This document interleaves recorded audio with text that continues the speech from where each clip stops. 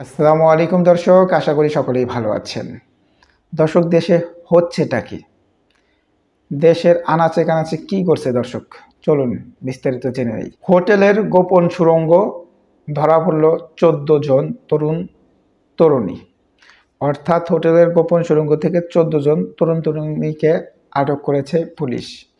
ঘটনাটি ঘটেছে কক্সবাজারে। কক্সবাজারে কটেজ জোন এলাকা ও হোটেলে অভিযান চালিয়ে ট্যুরিস্ট পুলিশ গত বুধবার 3 সেপ্টেম্বর রাতে এই অভিযান চালানো হয়।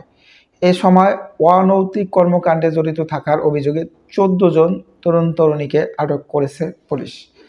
অর্থাৎ যে 14 জনকে আটক করেছে তাদেরকে কিন্তু অনৈতিক কার্যক্রমে জড়িত থাকা অবস্থায় বা প্রমাণ সহ তাদেরকে ধরেছে দর্শক। অভিযানে গিয়ে দেখা যায় এই সব অনৈতিক কার্যকলাপ চলা কটেজ হোটেলে রয়েছে গোপন সুড়ঙ্গ পথ।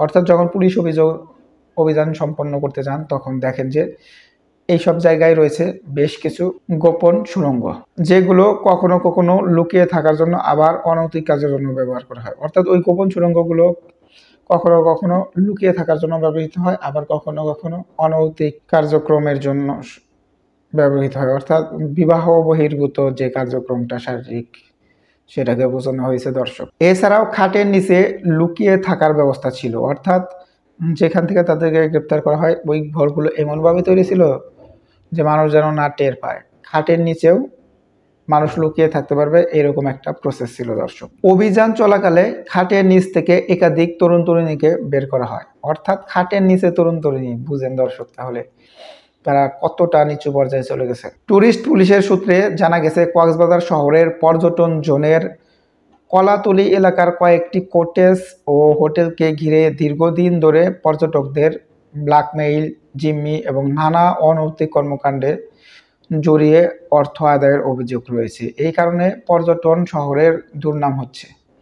অর্থাৎ এই যে হোটেলগুলো রয়েছে এই হোটেলে অনেককে ব্ল্যাকমেইল করা হচ্ছে বা নানা ধরনের অনৈতিক কাজ করতে বাধ্য করা হচ্ছে, এই ধরনের অভিযোগ রয়েছে। আর এই সকল অভিযোগের কারণে সেটা কিন্তু পর্যটনের দুর্নাম ছড়াচ্ছে। অর্থাৎ যারা ভদ্র সমাজের লোক তারা এইসব এরিয়াতে পর্যটন করতে যাচ্ছে না বা পর্যটন করা থেকে বিরত থাকছে, যার ফলে এই অভিযান চালানো হয়েছে বলে জানিয়েছেন।